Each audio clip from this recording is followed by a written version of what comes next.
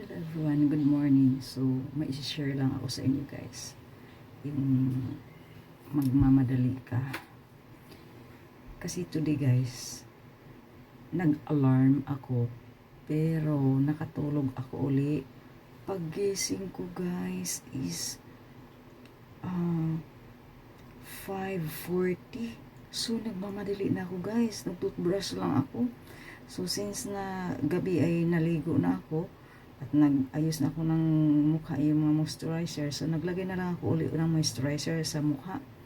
Tapos, doon na ako guys suklay sa labas. Hindi naman magulong buko, tinalian ko lang. Tapos, pagpasok ko sa elevator guys, habang ginaganyan-ganyan ko ang buhok ko ng suklay, nagmamadali ako kasi late na ako. Hindi ko na malayan guys na itong earrings ko ay nalaglag sa elevator. So, pagdating ko dito guys, nag-vlog pa ako ng konti.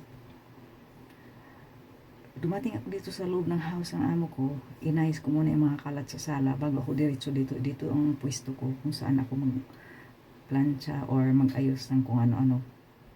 Dito yung mga stock room. So, pagpasok ko dito guys, ay siyempre nag-video pa ako kasi himala, wala pang gising. Tapos nagising yung panganay na lalaki. Hinanda ko yung uniform niya. Pasok sa school, mga gamit nila sa school, hinanda ko. Ganun ang ginagawa ko guys. Kaya maaga ang pasok ko. Tapos mga 7 na. Sabi, kasi itong ganito guys. Itong ganito na mga sabon pang plato o panlaba. Ay itong biyanan or amo kong babae ay nagbibigay siya sa binan niya. Kahapon pa ako naghahakot guys, marami binigay kong ganyan. Tapos ngayong umaga di pa ako tapos. So sabi ko sa kanya, Madam, pupunta ako mamaya sa bank pagkatapos ko maglilinis sa CHB Bank sa Shilin District. Sabi niya, sige, ihatid mo muna yung English book ng bunso daw ni bunso. Kasi ihatid ng lola niya yan sa tutorial class mamayang hapon.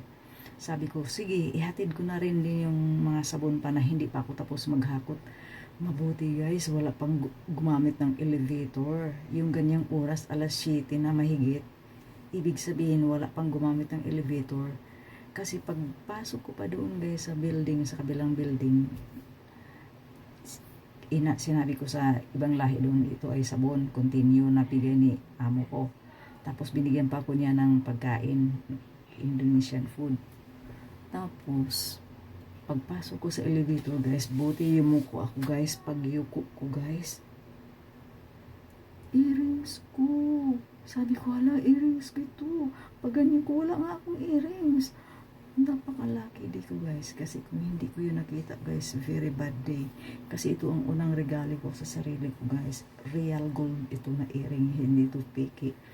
Sobrang thankful talaga ako. Sabi ko kay madam, alam mo madam, nawala ang earrings ko.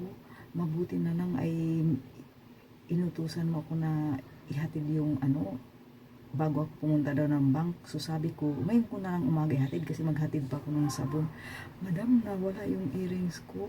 Sabi niya, that is real gold. Sabi ko, yes, this is real gold. Sobrang pasalamat ko guys, wala pang gumamit ng elevator.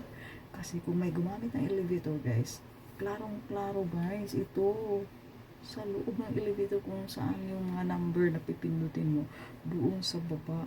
Sobrang thankful ko guys na nakita ko siya.